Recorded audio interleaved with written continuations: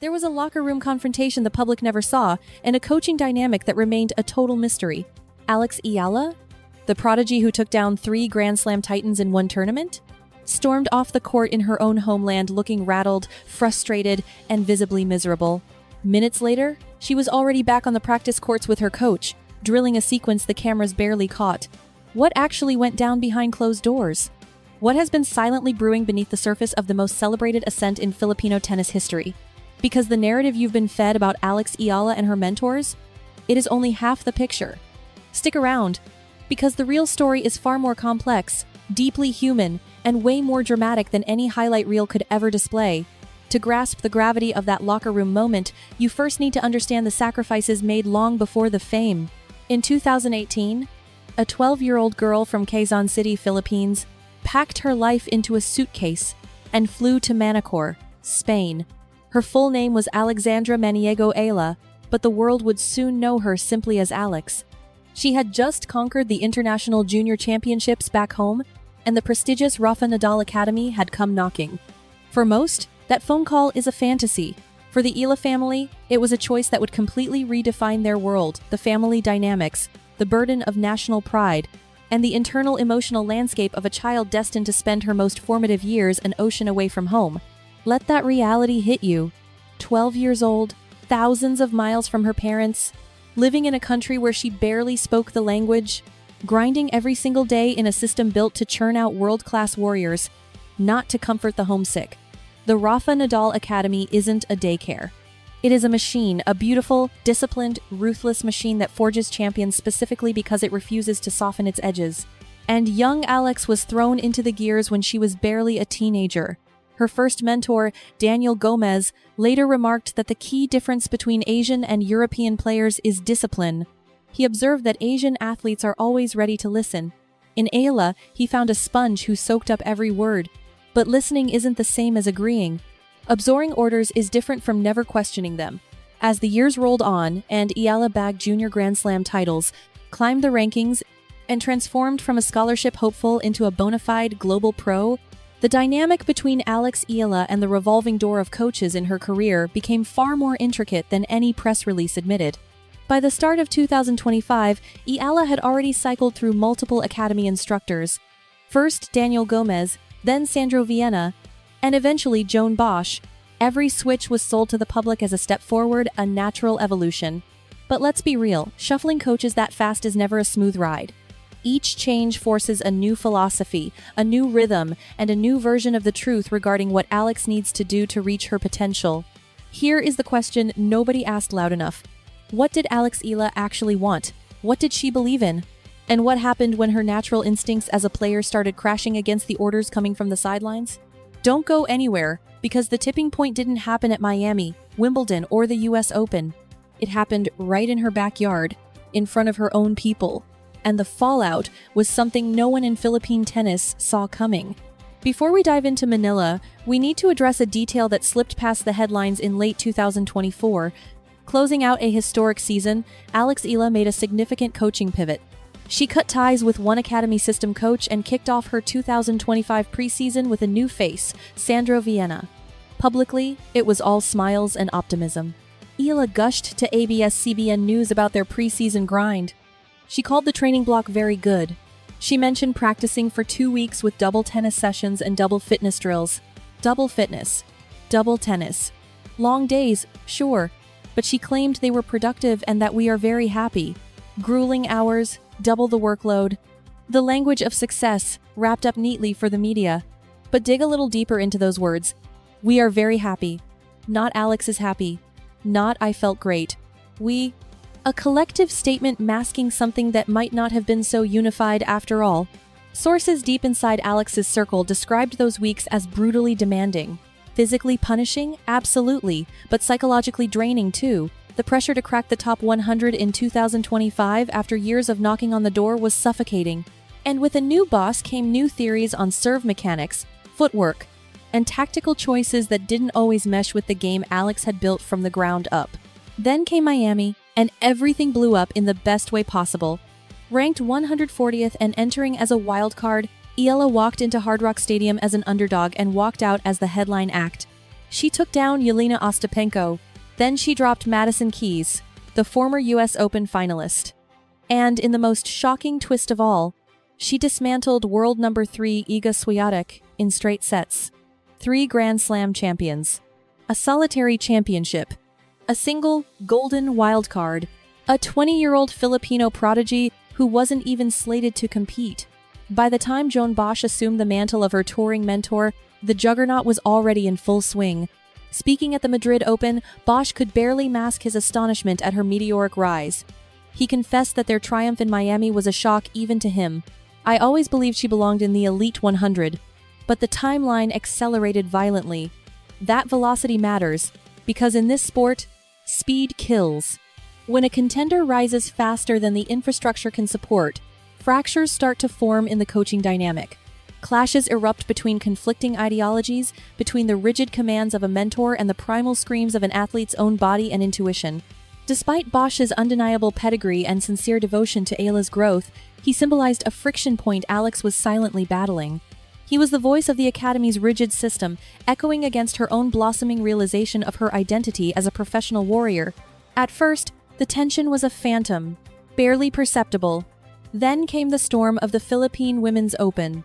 The aftermath of Eala's most significant home soil event holds a secret one the press overlooked, but the locker room gossips definitely caught. January 2026. Manila.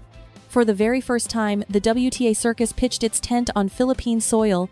The debut tournament unfolded at the Rizal Memorial Sports Complex, a historic battleground renovated for glory. The arena had been polished and primed as if destined for Alex Eala to hoist the cup and gift it to a country starving for victory. Her visage was immortalized on a mural beside legends like Manny Pacquiao, Heidelin Diaz, and Carlos Yulo. She entered as the second seed. Every ticket was snatched up. Every local soul in the stands felt the crushing weight of destiny, convinced they were witnessing a holy coronation. Briefly, the prophecy held true. Eala dismantled Alina Charaeva with a ruthless score of 6-1, 6-2. Surgical, overpowering. The stadium shook with every point. The fairy tale was writing itself in real time. Then the quarterfinals arrived, bringing Camila Osorio and a nightmare that visibly tore Eala apart. She fell in consecutive sets, appearing agonizingly out of sorts to courtside observers, specifically when delivering her own service. That serve had been the obsession of endless academy sessions and heated debates between player and coach. It was the single mechanic experts pinpointed as the gateway to her ultimate ascension. Yet, on that humid evening, before her adoring compatriots, that very weapon backfired catastrophically. The narrative pivots violently right here. An on-site reporter witnessed the aftermath. Moments after the final point, not that night, not the following dawn, Alex marched straight from the heartbreak of center court to a training strip with Bosch, grinding drills instantly after a devastating loss on home turf. Consider the gravity of that scene. It reveals the crushing emotional burden carried by both mentor and protege. In the sanctuary of the changing rooms, during those raw moments of failure, words were exchanged. Lines were drawn. A dialogue hidden from the prying eyes of the press and the lenses of the paparazzi. A confrontation between a young woman who felt she'd failed her country and the man tasked with ensuring her victory. Insiders called the air thick with tension. This wasn't a cool down. Eala was drilling a specific flaw with urgency, a scowl etched on her face that survived the walk from the stadium. Was she furious with her performance? Undoubtedly. Was the strategy to blame? Likely. But was there a root rot beneath it all? A silent war over the trajectory of her career? Over who holds the reins when the pressure is lethal? No one can claim absolute knowledge. But witnesses confirm the vibe wasn't routine maintenance. It was the friction of two forces trying to fix a machine that had been rattling for months. Here is the secret. That practice session was merely the visible lightning of a brewing hurricane, a storm long in the making. This is the jagged pill the tennis establishment refuses to swallow regarding Alex's team. In roughly 12 months, she has cycled through 3 mentors: Daniel Gomez, Sandro Venn, and Joan Bosch. 3 distinct doctrines, 3 conflicting manuals on serving, movement, and mental fortitude. 3 voices dictating to a 20-year-old icon how to mold her game while she shoulders the hopes of an entire archipelago. Experts tracking Eala's 2025 season have loudly critiqued her serve as a technical liability. They cited her clay court roughness and her evolving capacity to navigate high-stakes tactical shifts. Valid critiques, certainly. But imagine absorbing that feedback not as a nameless rank-and-file player, but as the Philippines' sporting messiah.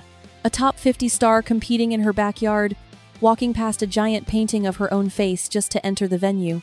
The crushing gravity of Eala's explosive ascent created a burden no standard coaching framework could support. Even Bosch, who shares a genuine bond with Alex and speaks of her with reverence, confessed that the Miami Miracle caught him off guard.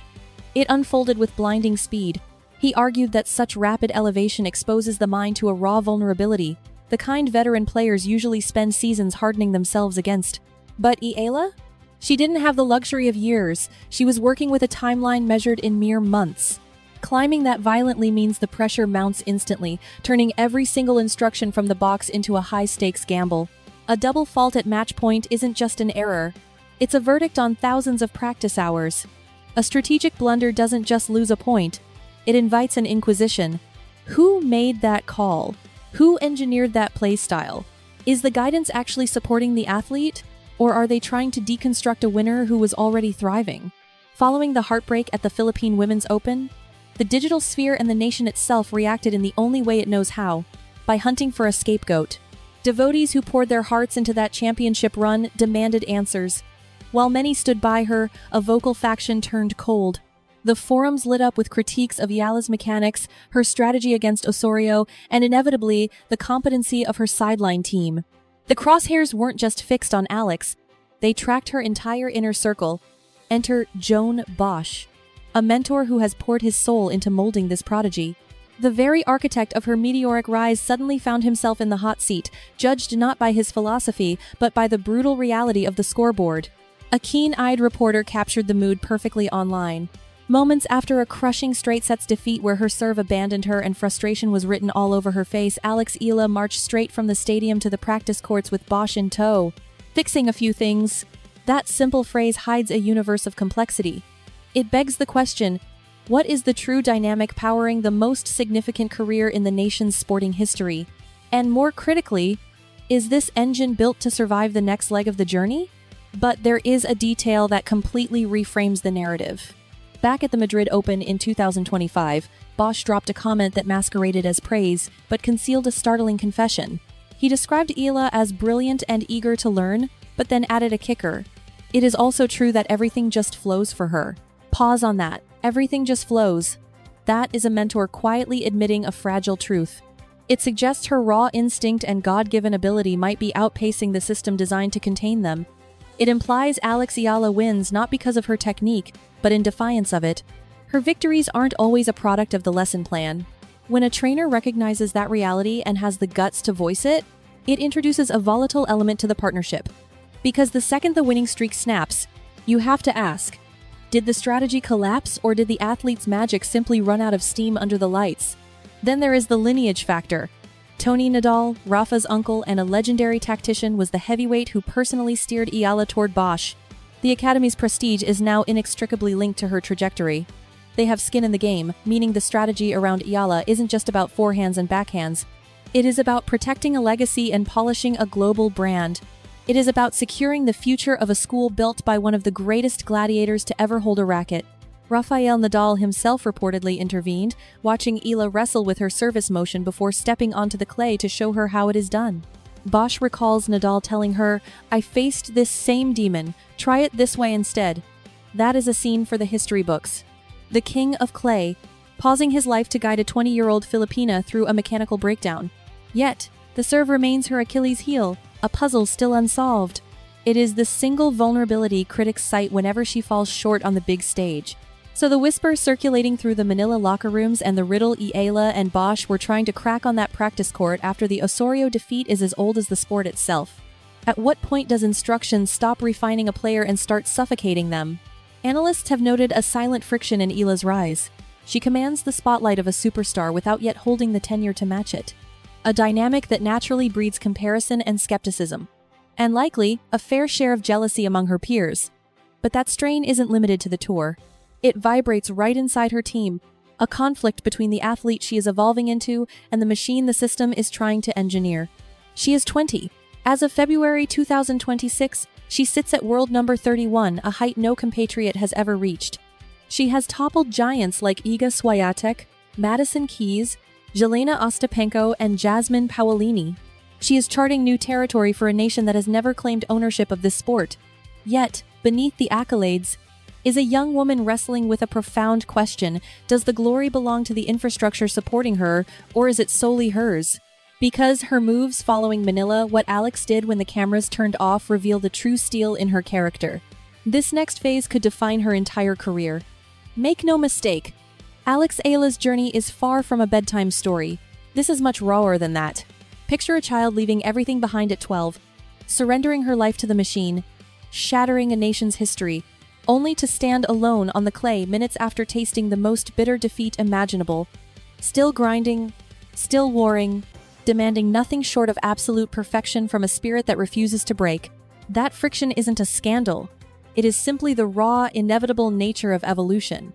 It occurs when a star finally burns too hot for the hands holding it. Now, if Alex Eala conquers this storm with the trademark brilliance she has wielded in every single past war, grit, and that silent, lethal hunger, then her next chapter is going to make history look like nothing more than a casual practice session. If this saga changed how you view Alex Eala, if you believe Horizon runs deeper than just a flashy highlight montage, smash that subscribe button immediately. We uncover the raw truths that women's tennis rarely dares to whisper.